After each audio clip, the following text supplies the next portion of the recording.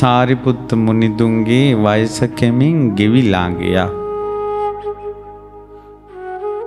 සාරිපුත්ත මුනිදුන්ගේ වයස එහෙම කෙමෙන් ගෙවි යද්දී උන්වහන්සේ තමන්ගේ මව්ගේ නිවසට තමයි පිරිනිවන් පාන්න වැඩි.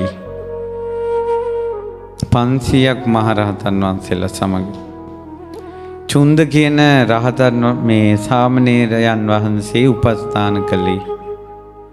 අම්මා ගොඩාක් දොස් කිව්වා. අම්මට ගොඩාක් වයසයි. ඒ වුණාට අම්මා කැමති වුණේ තමන්ගේ දයාබර පුත්‍රයා මහණ වුණේකට, ගෙදරින් ගියේකට. ඒ දරු දුක නැති කරගන්න සාරිපුත්ත මුනිදුන් පැවිදි වෙලා අවුරුදු 44ක් විතර වගේ. පුත්‍රයාගෙන් වෙන් වෙලා අවුරුදු 44ක් ගිහිල්ලත් ඒ පුත්‍ර වියෝව දරා ගන්න බෑ අම්මට.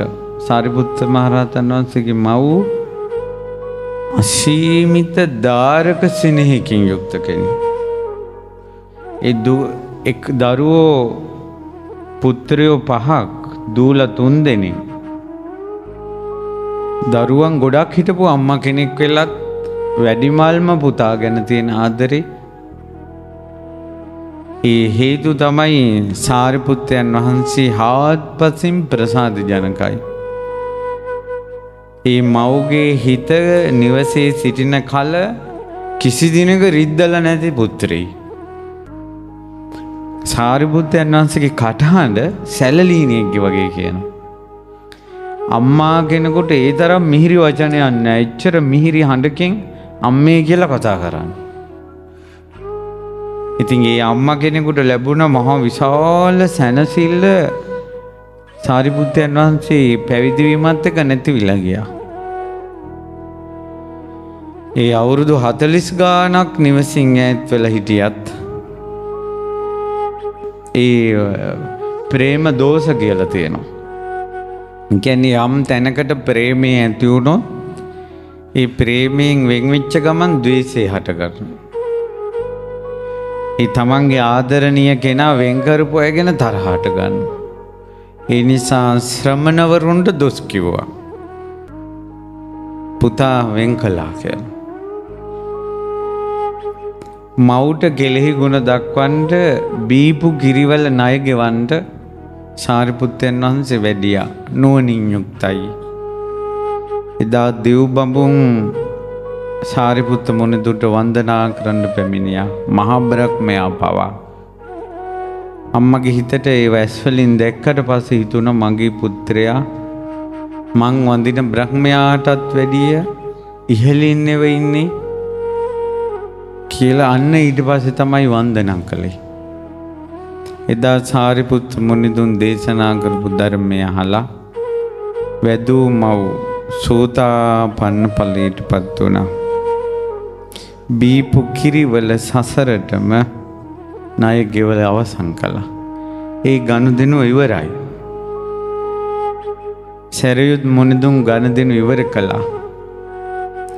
ඊතරම් මහා නොවනති මහා බ්‍රහ්මයන්ගෙන් පවා වැඳුම් පිදුම් ලබන සාරිපුත්ත මහරහතන් වහන්සේ අතිසාර රෝගයෙන් තමයි උත්සන්න වෙලා වැඩ හිටියේ. පඩික්කමක් අයින් කරනකොට තව පඩික්කමක ලේ පිරෙනවා. එවැනි මහා මුනිවරුන්ටත් එහෙමනම් අවසන් මොහොත